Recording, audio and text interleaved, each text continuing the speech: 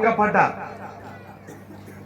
त्याच धर्तीवर आपण तालुक्यातले एक पळसा, त्याच्यानंतर दुसरे 2 ठिकाण आहेत, शिवपुरी आणि एक आपल्या निवगा, म्हणजे निवगा आणि कोहळीच्या मध्यभागी एक फॉरेस्टची लँड आहे, जमीन आहे. त्या जमिनीवर सुद्धा दत्त मंदिराच्या बाजूला तिथं सुद्धा वन उद्यान करण्याचा ठरविलं आहे. तिन्ही ठिकाणी 5-5 कोटी रुपये मंजूर केलेले आहेत, ठरलेले आहेत. परंतु येणाऱ्या जून पासून निश्चितच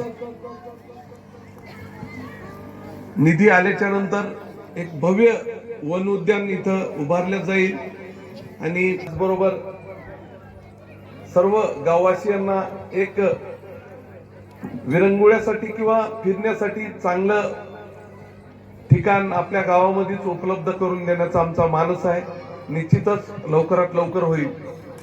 त्याचबरोबर आपल्या बिरोबा महाराज मंदिराच्या ही जी ग्राउंड आहे, रिकामी जागा आहे, इथं सुद्धा तीर्थक्षेत्रात घेतल्यामुळे आम्हाला कुठलीच अडचण नाही. आता तर मानवाडीला आपण 50 लाख रुपये दिले तिथल्या सभा मंडपासाठी. खरटवाडीच्या महादेवाला तिथं सुद्धा लग्न समारंभ करण्यासाठी 50 लाख रुपये दिले. परत इथं शिवपुरी कोंडलिंगेश्वर इथं सुद्धा 50 लाख रुपये दिले. त्याचबरोबर येवली बसवेश्वर महाराज तिथं सुद्धा 50 लाख रुपये दिले. म्हणजे आपल्या परिसरात आणि इथं सुद्धा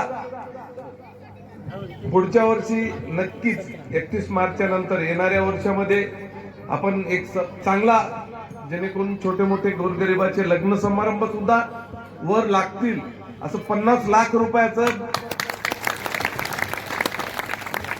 इथं एक मंगल कार्यालय किंवा सभा मंडप बिरोबा महाराजाचा असं उभारू, एवढंच या प्रसंगी सांगतो.